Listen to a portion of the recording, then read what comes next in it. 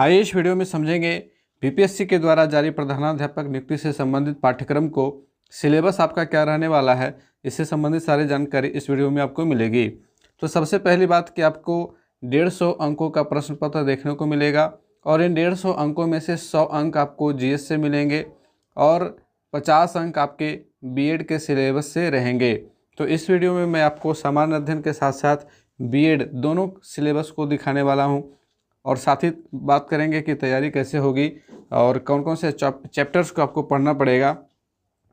तो आप जैसा कि यहाँ पे देख पा रहे हैं, ये पाठ्यक्रम प्रधानाध्यापक परीक्षा के लिए है। 100 अंकों का ये पूर्णांक सामान्य अध्ययन विषय से रहेगा और सामान्य अध्ययन के क्षेत्र में आपको कौन कौन से सब्जेक्ट से सवाल पूछे जाएंगे, आइए इसको समझ लेते हैं।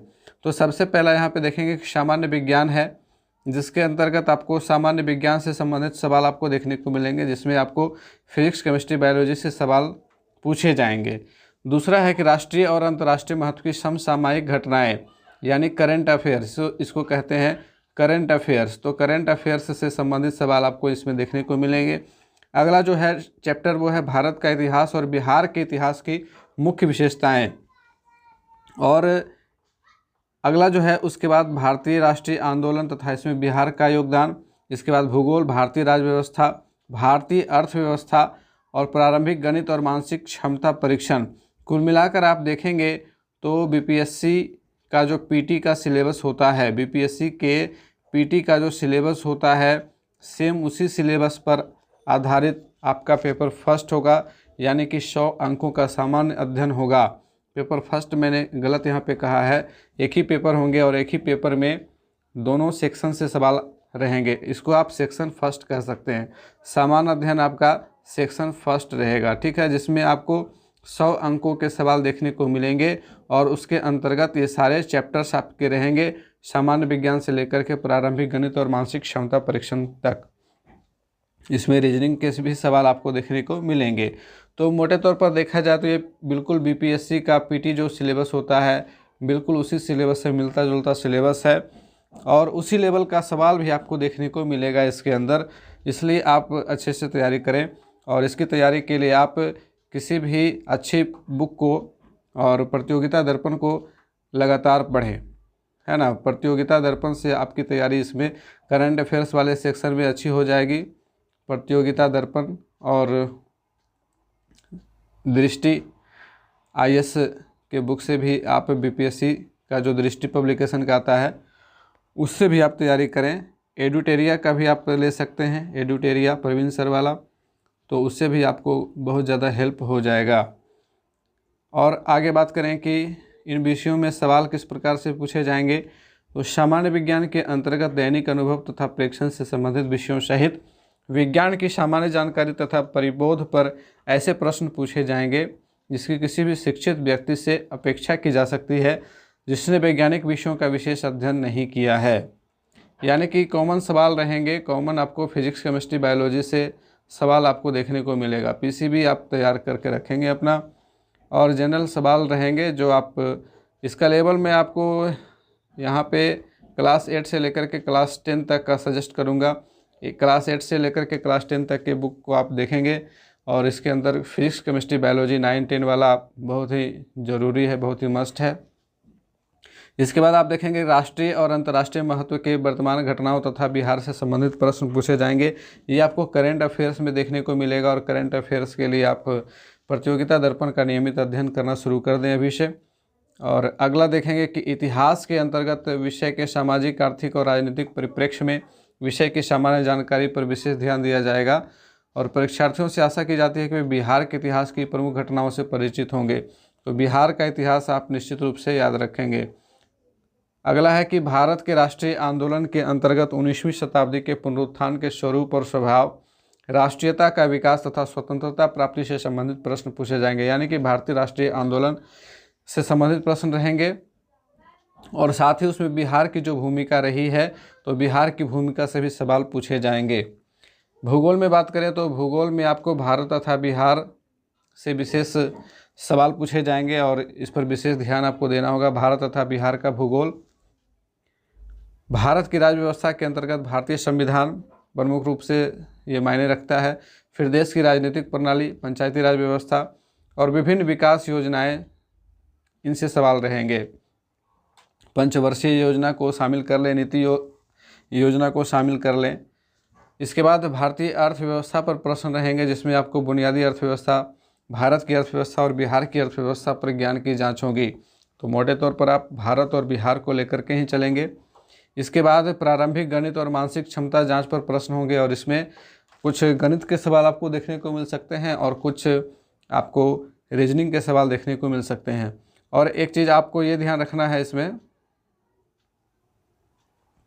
कि प्रारंभिक गणित और मानसिक क्षमता, ये आप एसएससी लेवल से इसकी तैयारी कर सकते हैं। एसएससी के रीजनिंग से आप इसकी तैयारी कर सकते हैं। एसएससी के रीजनिंग से इसकी तैयारी हो जाएगी।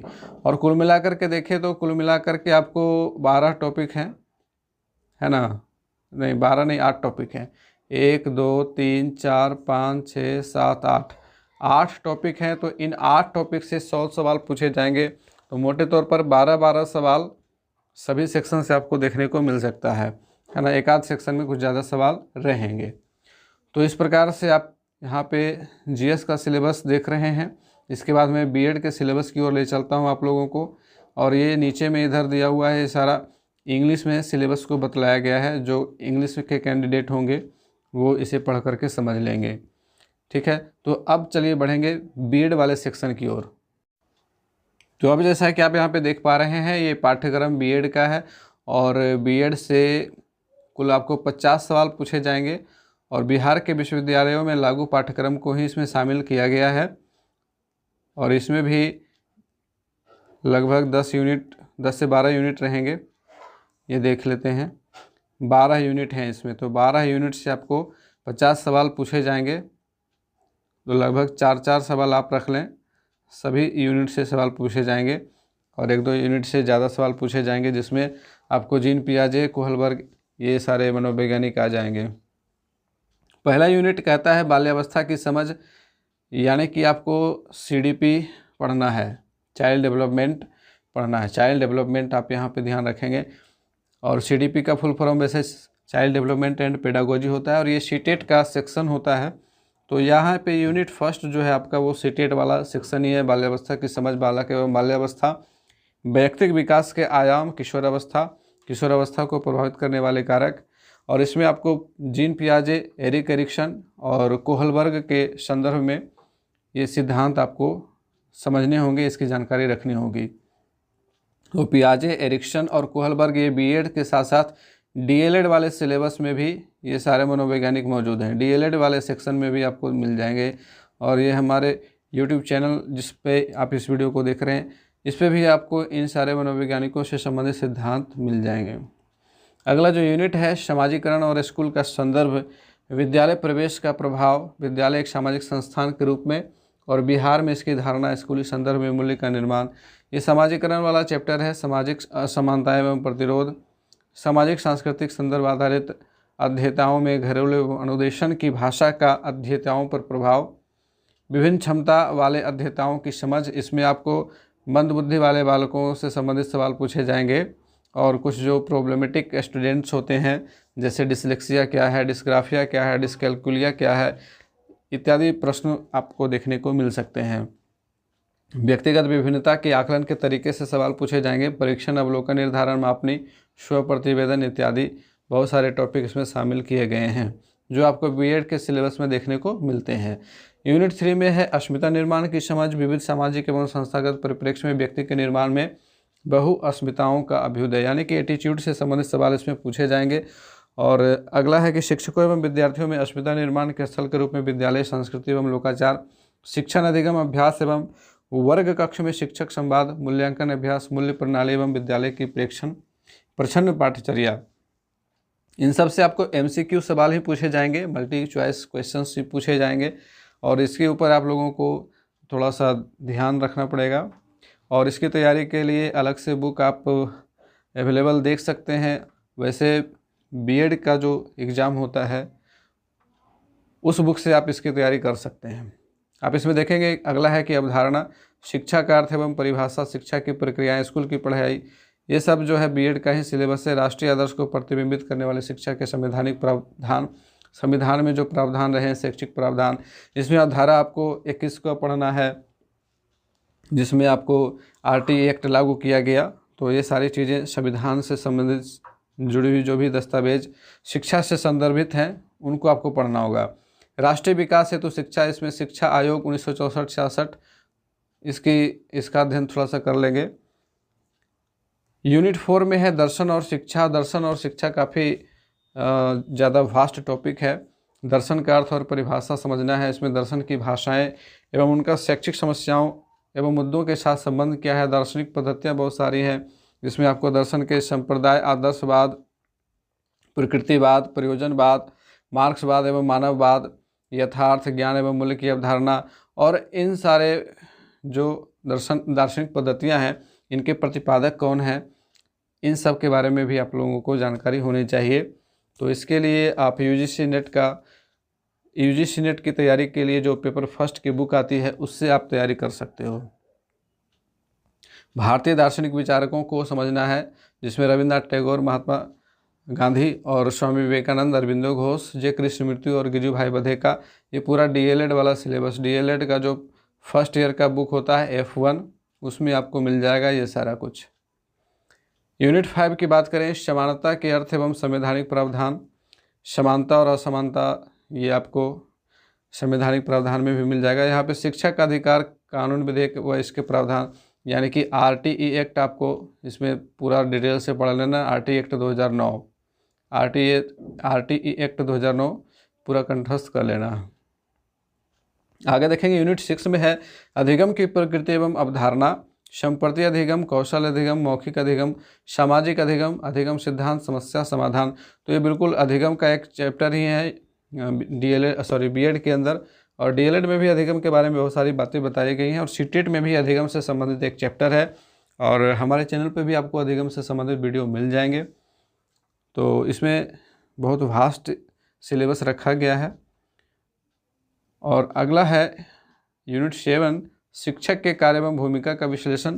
पूर्व संक्रिय अवस्था में कौशल एवं दक्षता। देखिए, पूर्व संक्रिय अवस्था की बात की जा रही है, और यहाँ पे आपको ECCE को समझना होगा, ECCE की समझ रखनी होगी। ECCE का मतलब होता है early childhood care and education, है ना, पूर्व बाल्यावस्था शिक्षा एवं देखभाल।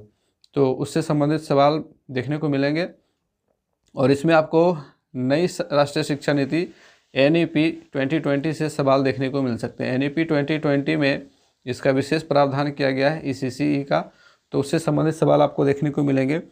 प्रभावशाली शिक्षकों से संबंधित विशेषताएं एवं शिक्षकों की व्यावसायिक अस्मिता, इन सब से एक आध सवाल देखने को मिलेंगे, ज़्यादा वास्ट टॉपिक है ही नहीं है।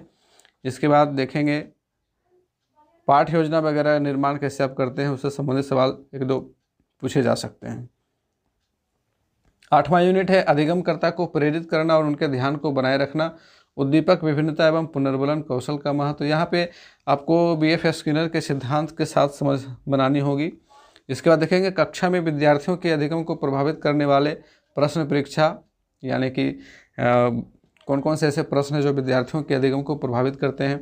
इसके बाद ये सबसे इम्पोर्टेंट टॉपिक इस यूनिट में है शिक्षण की रणनीतियाँ, और इसमें आपको विभिन्न रणनीतियों के साथ समझ बनानी होगी। आगे देखेंगे लघु समूह एवं बृहद समूह अनुदेशन के उपागम, सहयोग एवं समन्वित अधिगम उपागम।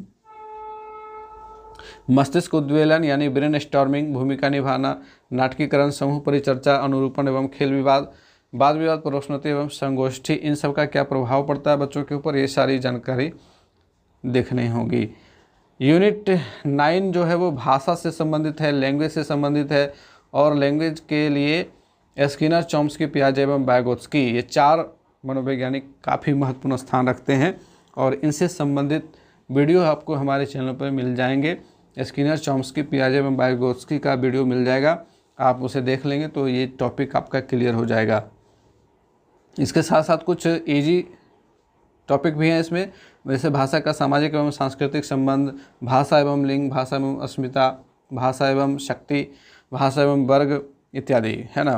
और आपको इसमें अनुच्छेद 343 से 351, 350 का इसकी जानकारी रखनी होगी, और इससे संबंधित भी वीडियो आपको मिल जाएगा हमारे।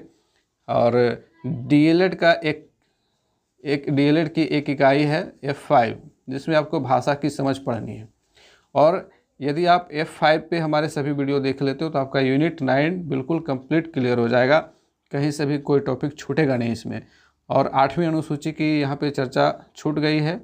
8वीं अनुसूची में जो 22 भाषाओं को मान्यता प्रदान की गई है, और वो कौन कौन सी भाषाएं हैं, कब कब उन्हें मान्यता प्रदान की गई है, ये सारी जानकारियाँ जो है वो आपको हमारे चैनल पर F5 वाले सेक्शन में आप जाएंगे, प्लेलिस्ट में F5 आपको देख लेना है। यूनिट 9 आपका टोटल क्लियर हो जाएगा।